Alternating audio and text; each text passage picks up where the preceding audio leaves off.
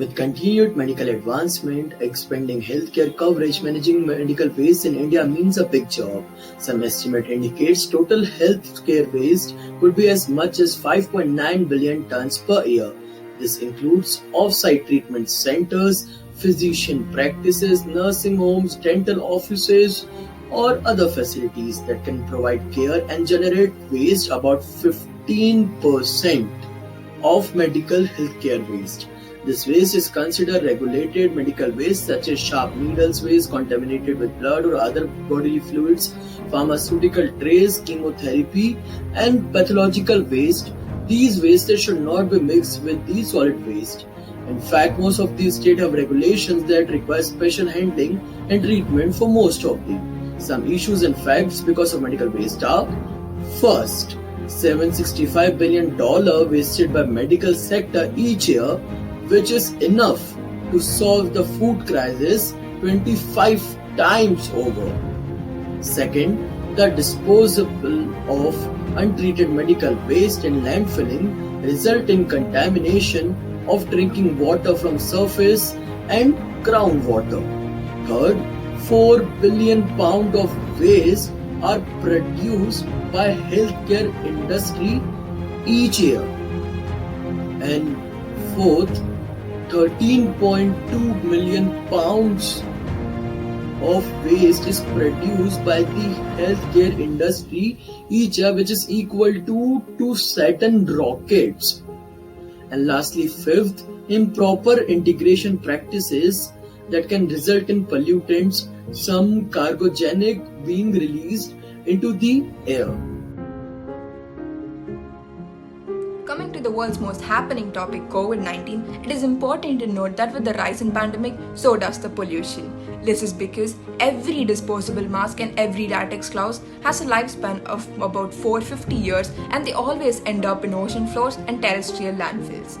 Even before this pandemic, 13 million tons of plastic waste ended up in ocean floors, and with the rise in cases, this number has also proportionately increased throughout the world.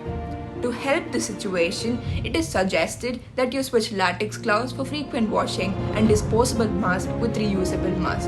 This video also explains the effect of COVID-19 on ocean floors.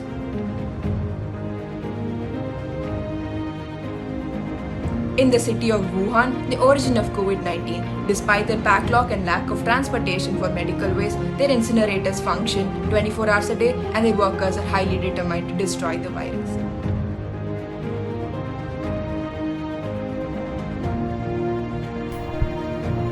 The Basel Convention on Hazardous Waste, the Stockholm Convention on Persistent Organic Pollutants, and the Biomedical Waste Rules aim to safeguard citizens against hazardous biomedical waste and provide a system for proper disposal. The pertinent issue of medical waste disposal can also be linked to the 17 Sustainable Development Goals of the United Nations. Goal 3, 6, 12, 14 and 15 imply that improper disposal of medical waste leads to water pollution, land pollution, and the spread of diseases and infections among the people. In the case of MC Mehta versus Union of India, medical waste of COVID-19 got mixed with general patients, and Supreme Court ordered the updation of barcode system for tracking medical waste. In the case of BLWA Dehra versus Union of India and others, the court issued guidelines to the state to install incinerators in the government hospitals with 50 more beds and also incentivized the private hospitals to do so.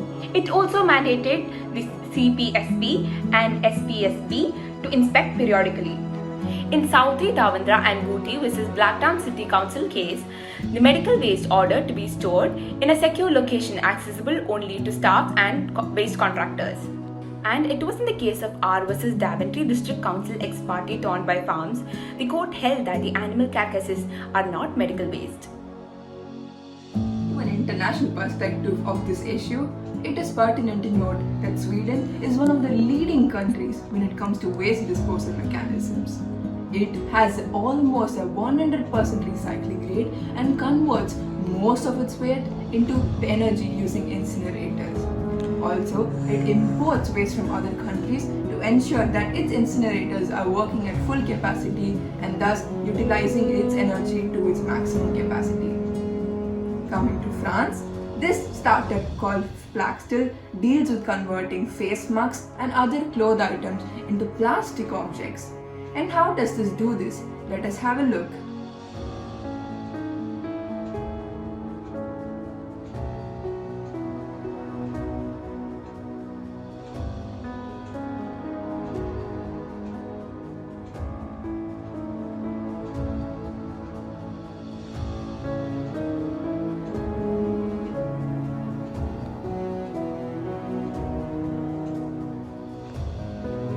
CEO Blackstill as well says that he takes pride in this, for he has converted 50,000 face masks into 3,000 items, and this is done using binding materials, which is making these face masks into usable plastic objects.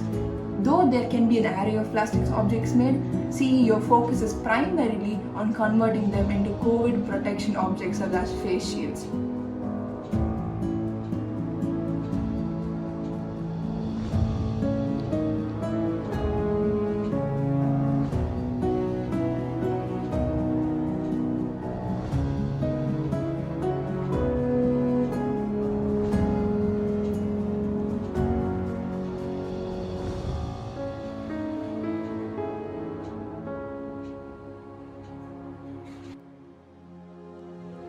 The King George's Medical University is one of the largest hospital complexes in North India.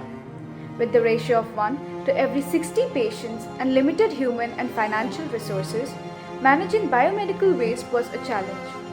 Until 2010, nearly 2,500 kilograms of waste generated every day was simply disposed of in the open, raising the possibility of spreading diseases.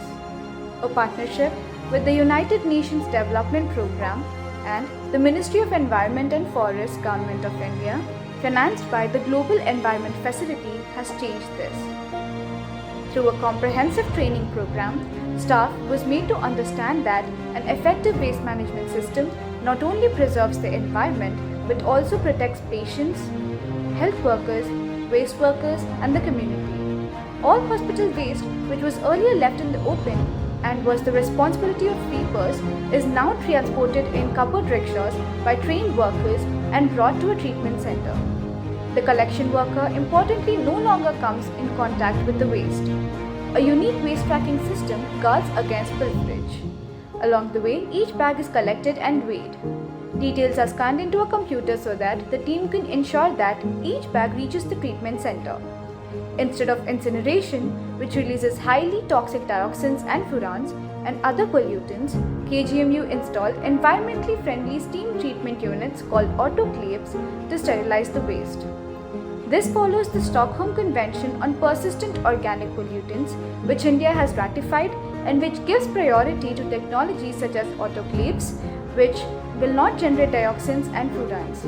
After treatment, the sterilized plastics and glass are shredded and sent to recycling centers, thereby reducing the impact on landfills and generating valuable revenue for the hospital. The project also dealt with mercury waste, a toxic substance that is found in hospitals and can cause harm if discarded improperly. KGMU implemented a mercury waste management system and began replacing mercury thermometers, blood pressure meters, and dental amalgam with mercury-free tips. India has taken many steps over the past few decades to address pollution caused by healthcare waste. Today, KGMU serves as an important model of excellence in healthcare waste management practices and holds vital lessons for India's healthcare system in realizing the objective of health without harm.